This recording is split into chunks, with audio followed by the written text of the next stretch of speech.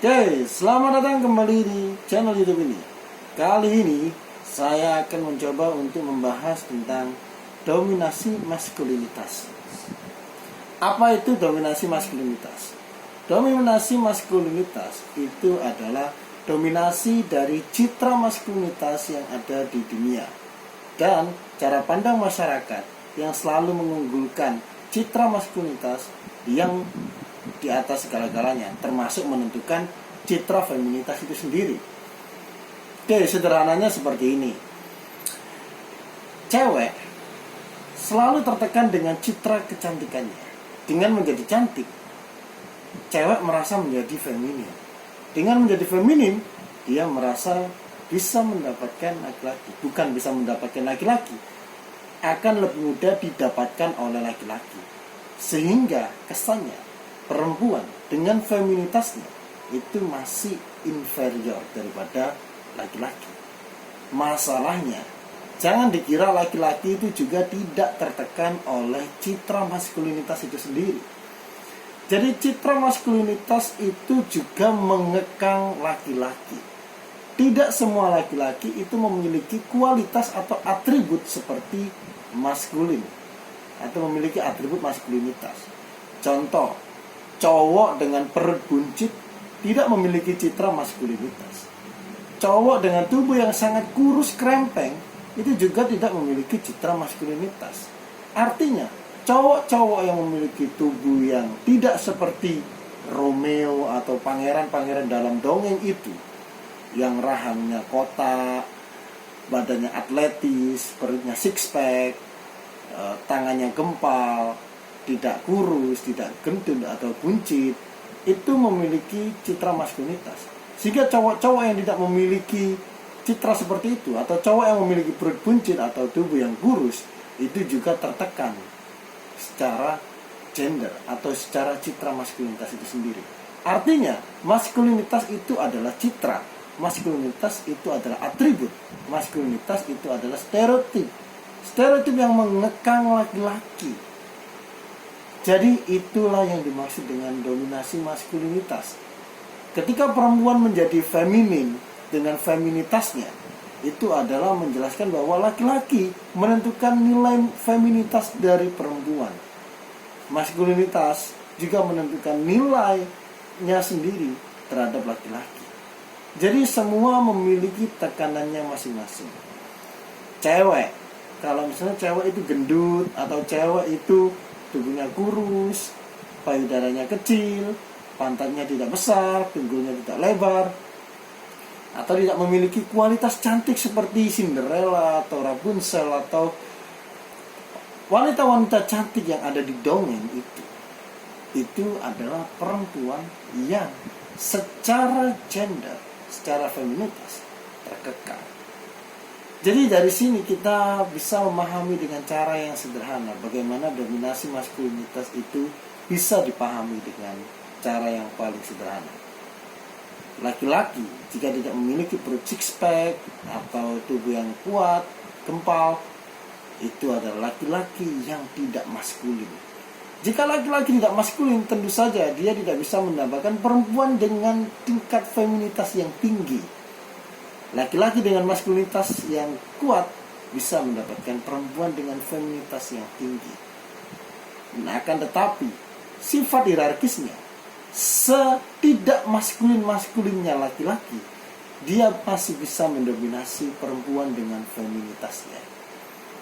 Perempuan, jika dia semakin feminin atau semakin menunjukkan sisi keperempuanannya, maka dia berada dalam puncak feminitas perempuan tapi tetap berada di bawah dominasi maskulinitas.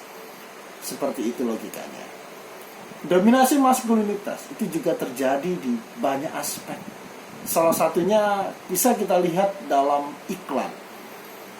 Kalau Anda melihat iklan-iklan yang berbau sensual seperti sabun, iklan sabun atau iklan sampo, sebelum era sekarang ya, sebelumnya model-model iklan sampo atau iklan sabun itu selalu menggunakan perempuan dengan kulit yang putih bersih, bukan yang hitam, apalagi yang burik.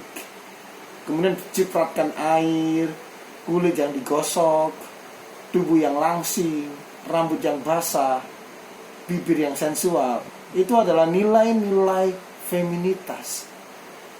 Yang mana itu secara tidak langsung ditunjukkan pada apa yang disebut sebagai male gaze, tatapan laki-laki, yang mengindikasikan bahwa yang menonton iklan tersebut itu adalah laki-laki.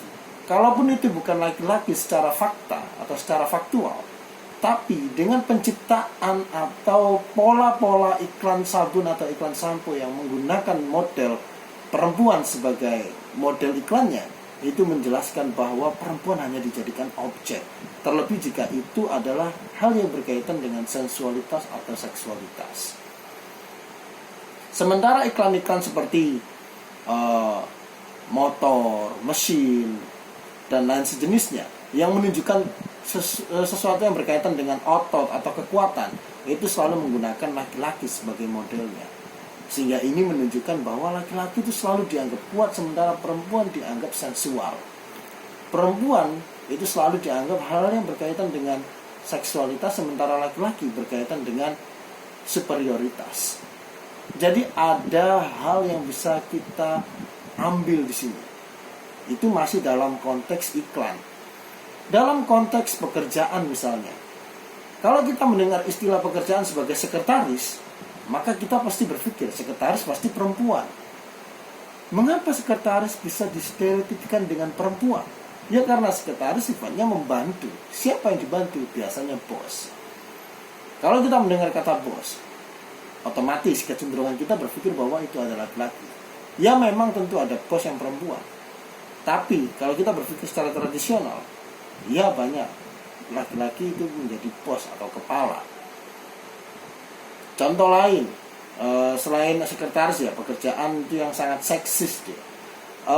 Misalnya kalau kita melihat pilot itu identik dengan laki-laki. Sangat jarang kalau kita melihat pilot itu perempuan.